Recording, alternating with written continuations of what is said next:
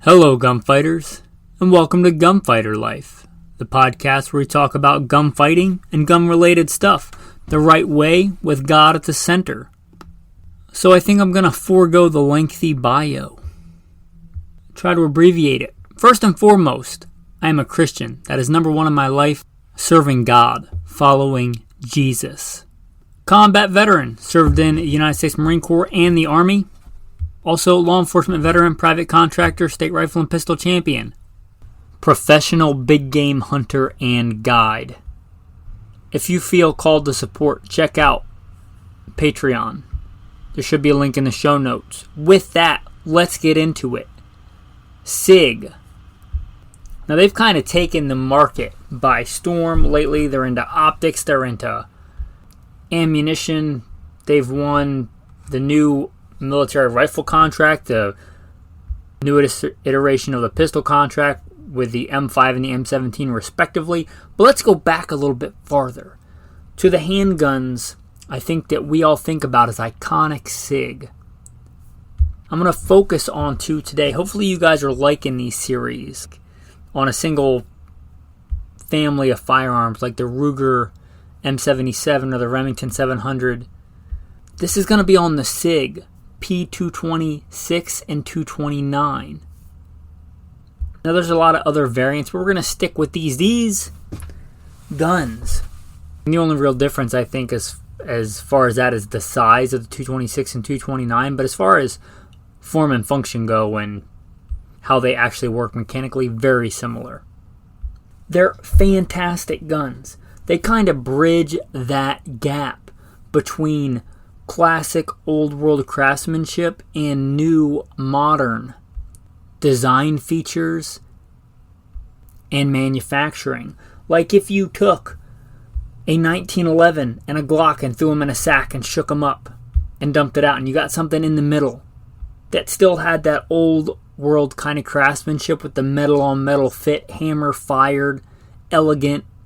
You still had, the screw on grips, the hammer, the beaver tail, all those things, but you had a lot of modern features. Good modern sights, double stack magazines, simplicity of disassembly and field stripping. They're fantastic guns.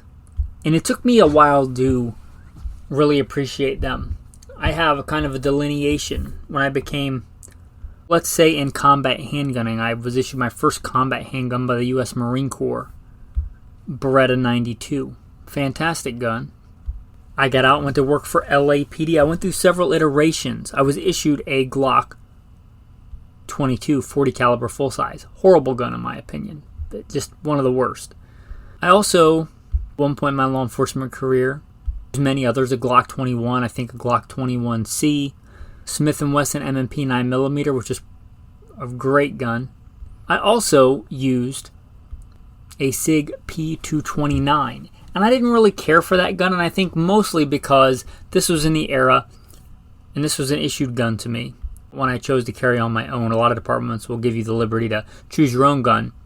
It was kind of one of the defaults, and it was in 40 Smith & Wesson. And I gotta think that's a big reason why I didn't like it or appreciate it, especially in the compact 229 and 40.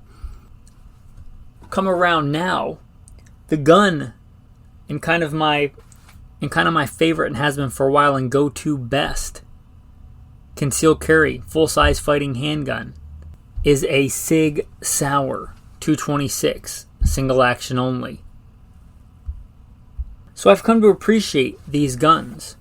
They're fantastic guns. No, I'm not going to get into all the different iterations and minutia of the old Cold War ones before Germany was reunified and the different manufacturing techniques of the slide and all that.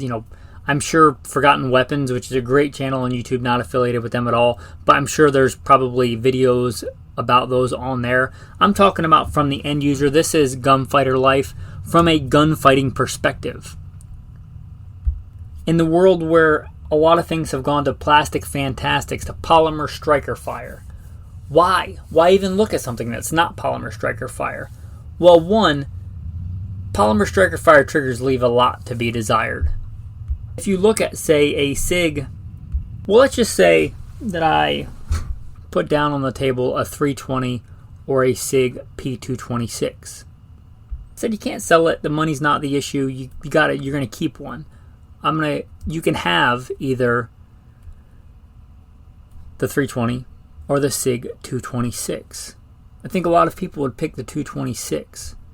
It's a refined, elegant gun. It does have a good trigger. Now let's talk about, there is a little bit of a training curve. If you're talking about the most traditional design, which is double action, single action, I think that has a lot of application for a gunfighter in war fighting, in police work, in gunfighting. That double single action, there's nothing wrong with that system. It does require a little bit more training and dedication. That being said, you don't have to get a SIG 226 or 229 in that. They make single action only versions, which is what I carry. I'll probably get into a little bit about why I chose this one and why I carry this one. But you can get it in single action only, but just if you're acquainted with a good double action trigger, they have good double action triggers. There's simplicity there. The single action triggers on the SIGs are a very good trigger. Also, they have that metal on metal fit. You have a metal slide to metal frame fit. They're kind of known for being rugged and robust. If you look at the M9 handgun trials, they were quite rigorous. And I believe only 2 handguns passed that, the Beretta and the SIG. I really like both handguns. I really do. This is not this gun versus that gun. The Beretta is a fantastic choice, and I think they made the right choice choosing it over this gun. I think it's every bit as good. But this gun has a lot of merit too. It was adopted by a lot of police agencies, militaries. I'll look up on Wikipedia and see what it says about users on there. 226, Algeria, Canada, China, Colombia, El Salvador, Egypt, Finland, France, Georgia, the country, Germany, Greece, Indonesia, Iran, Ireland, Israel, Japan, South Korea, Malaysia, Myanmar, Netherlands, New Zealand, Pakistan, Philippines, Poland, Portugal, Singapore, Slovenia, Somalia, Spain, Sweden, Thailand, Turkey, United Arab Emirates, United Kingdom, and United States. It lists a bunch of agencies here, listed here on Wikipedia, and double check all this stuff for yourself. And I guess this list includes the 226 and the 229, which again, they're very similar. One just a more compact version. But United States Army Investigation Command, United States Air Force, United States Coast Guard, United States Department of Homeland Security, U.S. Diplomatic Security Services, U.S. Federal Air Marshals, Naval Criminal Investigation Service, United States Naval Special Warfare, United States Department of Veterans Affairs, U.S. Secret Service, U.S. Postal Inspection Service, Texas Ranger Division, New York City Police Department, Delaware State Police, Ohio State Highway Patrol, Orlando Police Department, Memphis Police Department, Shelby County Sheriff's Office, Connecticut State Police, Franklin County Sheriff's Office, Ohio, Ferguson, Missouri Police Department, Houston Police Department, Sacramento, San Francisco, Tampa Police Department, Fairfax County Police Department, and there's probably other local agencies. In fact, I know of at least one. So let's just say it has some street cred, right? A lot of people use this firearm, and to good effect. Again, it didn't lose out for any real reason because it didn't measure up. It didn't really win out because it was an expensive gun, and they're still not cheap guns. If you look at the price of a brand new SIG 226, likely it's going to cost you a bit more than a Glock. Some pretty cool variants. U.S. Navy Mark 25, it's a 226. That's a pretty cool variant of this. The E2 variant, if you care about that one, it's kind of made to fit smaller hands. The P228 or M11, one of the variants that was adopted, I believe, by the U.S. military. Another variant, I should say. And apparently the 224, which to be honest, I don't even think I knew existed. It's a subcompact version of this, apparently, with a pretty comparable operating system. And this series is very much alive and well. It's been upgraded over the years. I'm going to draw mine right now. The new variants, you're probably going to have a rail to mount a white light, a good combat fighting handgun. There's plenty of aftermarket support for grips and things like that. There are, I don't know why it took a while, but there seems to be quite a few new single action only variants. A cool variant, and my favorite variant, the one that I own and carry on my hip as I was recording this episode, SIG 226 Legion single action only, which I had direct cut, like had the slide cut off into a convertible to mount a direct mount for a Trijicon RMR. Why? Because from my criteria, it's the biggest gun that I feel comfortable carrying CCW day to day. It's a full-size fighting handgun, but it has an alloy frame. It's not crazy heavy. I really like my STIs, but they're quite a bit big and bulky for everyday CCW for me. Your difference may vary. Now, if I'm talking, I'm rocking a war belt, then yeah, my STIs are probably my go-to. But this is an amazingly good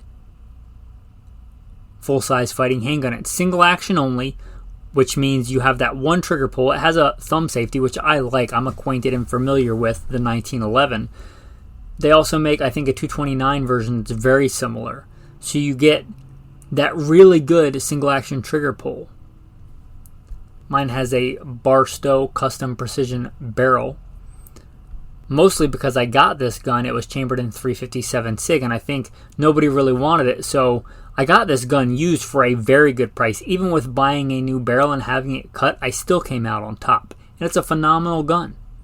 Trust the public at large's lives, my wife's life, and my life to this gun. It resides on my hip. It's a fantastic gun.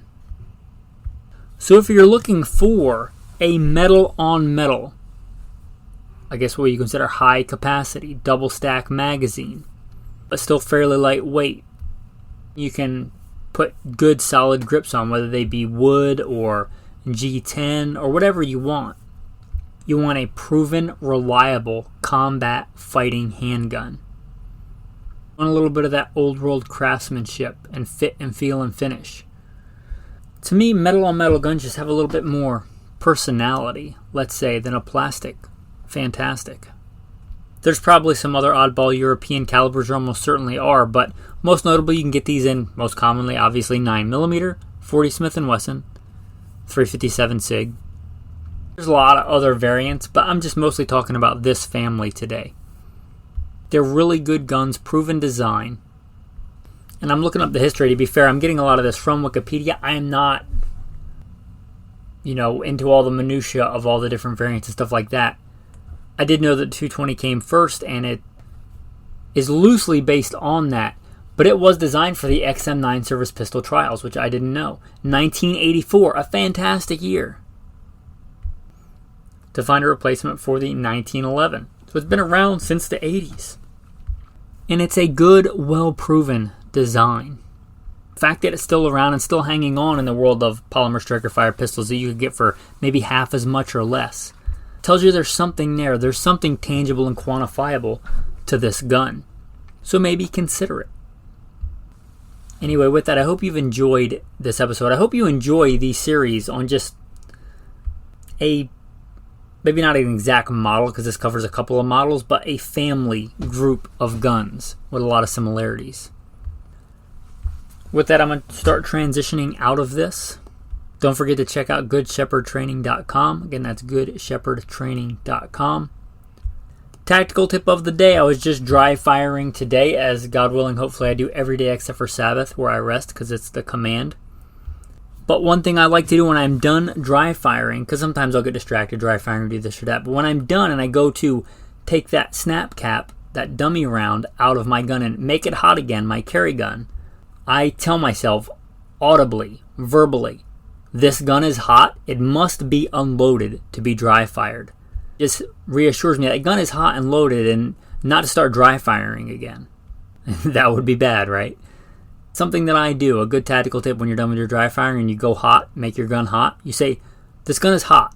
You tell yourself, maybe those around you, this gun is hot. It must be unloaded to be dry fired. Since I mentioned the Sabbath, why don't we use commandment number 6 for the tactical verse of the day? Remember the Sabbath day to keep it holy. 6 days you shall labor and do all your work.